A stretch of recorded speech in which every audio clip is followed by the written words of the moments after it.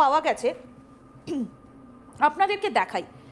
আমরা প্রথমে যাই 24শে অক্টোবর, যেদিন প্রথম ঘূর্ণিঝড়টা শুরু হয়েছিল। 21শে অক্টোবর এই ঘূর্ণিঝড়টা দানা বেঁধেছিল। তখন এটা একটা ঘূর্ণিঝড়ে ছিল, সাইক্লোন। তার গতিবেগ ছিল ঘন্টায় 75 কিলোমিটার, কিন্তু তারপর সেটা আস্তে আস্তে এগোতে শুরু করে। 21শে অক্টোবর আরও খানিকটা গতি বৃদ্ধি হয়েছে। এইভাবে আস্তে আস্তে তার গতি বাড়তে থাকে এবং সে এগোতে থাকে। 22শে অক্টোবর দেখা যায় সে একই গতিতে এগোচ্ছে। তারপরে যেটা দেখা যায় যে ঘূর্ণিঝড়টা এগোতে এগোতে হঠাৎই সে সাইক্লোন থেকে ক্যাটাগরি 1 ঘূর্ণিঝড় পর্যায়ে পৌঁছে যায়। কবে পৌঁছয় না 25 তারিখ। এই দেখুন 25শে অক্টোবর 23:30 তার গতিবেগ বাড়তে থাকে এবং ক্যাটাগরি 1 ঘূর্ণিঝড় হ্যারিকেন অর্থাৎ ঘূর্ণিঝড় সেখানে পৌঁছে যায়। তারপর 26 তারিখ সে আরও গতি বাড়ায় এবং গতি বাড়িয়ে সে জামাইকার দিকে এগোতে থাকে।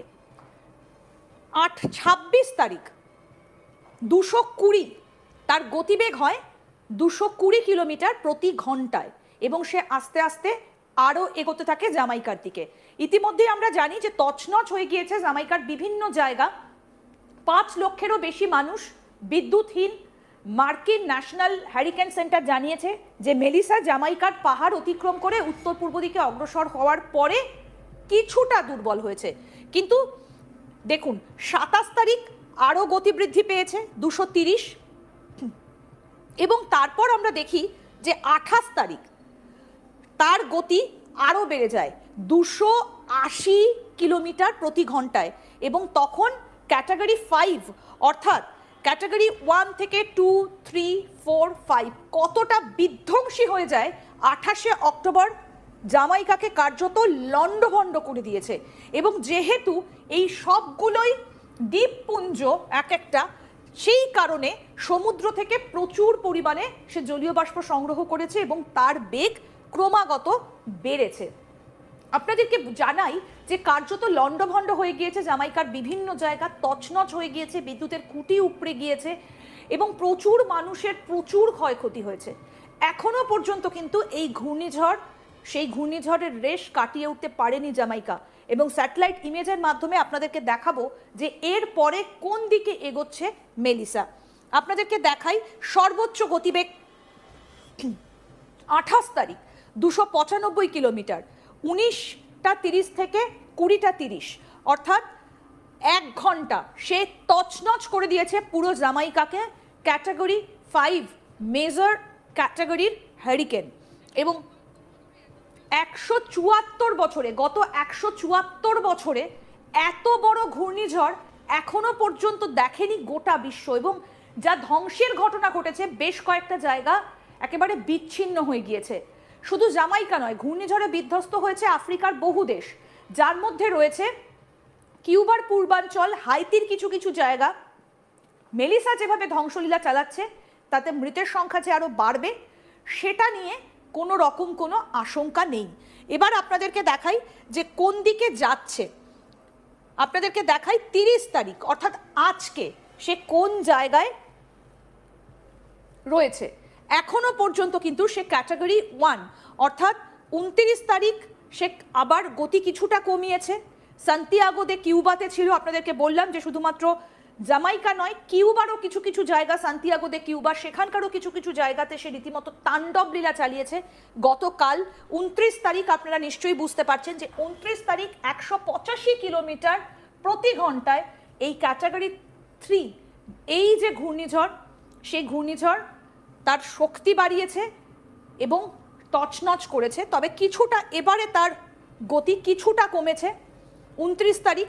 তারপরে দেখুন 30 তারিখ অর্থাৎ আজকে থেকে তার পরিস্থিতি কিছুটা শান্ত হয়েছে, ক্যাটাগরি 1 পর্যায়ে আবার নেমে এসেছে, মানে তাণ্ডব লীলা চালিয়েছে এবং কিছুটা দুর্বল হয়েছে। যেটা আপনাদেরকে বললাম, জামাইকায় ঝড়ের দাপটে উপড়ে গিয়েছে প্রচুর গাছ, বিদ্যুতের খুঁটি, বিদ্যুৎ সংযোগ বিচ্ছিন্ন হয়ে গিয়েছে, কিন্তু এখনো 150 কিলোমিটার প্রতি ঘন্টা গতিতে সে এগিয়ে চলেছে এবং এখনো পর্যন্ত যা আপডেট আরও বেশ কিছুটা বেশ কিছুটা সময় সেই তাণ্ডব চালাবে জানা যাচ্ছে এবং ফোরকাস্টে রয়েছে এই যে দেখুন 31 তারিখ অর্থাৎ আগামী কালও সে ক্যাটাগরি 1 বা ক্যাটাগরি 2 এই পর্যায়ে কিন্তু থাকবে তার গতি এবং একই সঙ্গে 31 তারিখও ক্যাটাগরি 2 পর্যায়ে থাকবে এবং আস্তে আস্তে তারপরে তার গতিবেগ আরও কিছুটা কমবে, এখনো পর্যন্ত কিন্তু সেটাই বোঝা যাচ্ছে। অর্থাৎ এই যে সর্বোচ্চ গতি 174 বছরে এত বড় ঝড় দেখেনি গোটা বিশ্বের মানুষ। জামাইকায় ঝড়ের দাপটে উপড়ে গিয়েছে প্রচুর গাছ, এর ফলে বিদ্যুৎ সংযোগ বিচ্ছিন্ন হয়েছে বেশিরভাগ এলাকায়, অন্ধকারে রয়েছেন 2 লাখ মানুষ। তবে হাসপাতালে এখনো বিদ্যুৎ রয়েছে। আসুন এই যে আপনাদেরকে আমরা দেখাচ্ছিলাম যে এত বড় ঘূর্ণিঝড় 295 কিলোমিটার গতিবেগে জামাইকাতে সে আঘাত করেছে, কি অবস্থা হয়েছে জামাইকার আসুন একটু দেখাই। এই যে দেখুন জামাইকার ছবি আপনাদেরকে আমরা দেখাচ্ছি, রীতিমতো জলে ডুবে গিয়েছে বিভিন্ন জায়গা। এই যে বিদ্যুতের খুঁটি উপড়ে গিয়েছে, জনসংযোগ বিচ্ছিন্ন হয়ে গিয়েছে এবং পরের পর গাড়ি লাইন দিয়ে দাঁড়িয়ে রয়েছে। অন্ধকারে রয়েছেন 2 লক্ষ মানুষ, হাসপাতালে এখনো বিদ্যুৎ রয়েছে, অনেকগুলো জায়গাতে আবার ফিরে এসেছে, অধিকাংশ রাস্তা বন্ধ, উপকূলবর্তী অঞ্চলে বাড়ি দোকানপাট সমস্ত ভেঙে পড়েছে, চুরমার হয়ে গিয়েছে। আপনাদেরকে যে ছবিগুলো দেখাচ্ছি জামাইকার, এটা কিন্তু বসতি অঞ্চল, কিন্তু সমস্ত কিছু ভেঙে একেবারে চুরমার হয়ে গিয়েছে।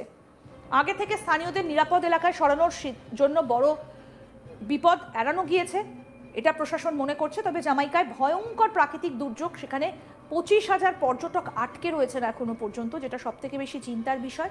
আপাতত বিমান পরিষেবা বন্ধ থাকায় পর্যটকদের ঘরে ফেরার উপায় নেই। জামাইকার প্রধানমন্ত্রী অ্যান্ড্রু হানলেস বলছেন যে সরকার 33 মিলিয়ন আমেরিকান ডলারের জরুরি বাজেট বরাদ্দ করেছে এবং গত বছরের ঘূর্ণিঝড় বেরিলের মতো ক্ষয়ক্ষতির জন্য বীমা এবং ঋণ ব্যবস্থা সক্রিয় করেছে। পরিস্থিতি মোকাবিলায় দ্বীপরাষ্ট্রটি আন্তর্জাতিক সাহায্যের জন্য আবেদন করেছে এবং মেলিসাকে জামাইকার জন্য শতাব্দীর সবথেকে বড় ঝড় বলে অভিহিত করেছেন। আবহাওয়া বিজ্ঞানীরা বলছেন মেলিসা ক্যারিবীয় অঞ্চলের রেকর্ড করা 3য় সবথেকে তীব্র ঘূর্ণিঝড় হিসেবে স্থান পেয়েছে। এর আগে 2005 এবং 1988 সালে এই এত বড় আঘাত এনেছিল জামাইকার স্থলভাগে। গত 174 বছরে এত বড় ঘূর্ণিঝড় দেখেনি জামাইকার মানুষ। আরও আপডেট আপনাদের সামনে আমরা তুলে ধরবো, দেখতে থাকুন আজ।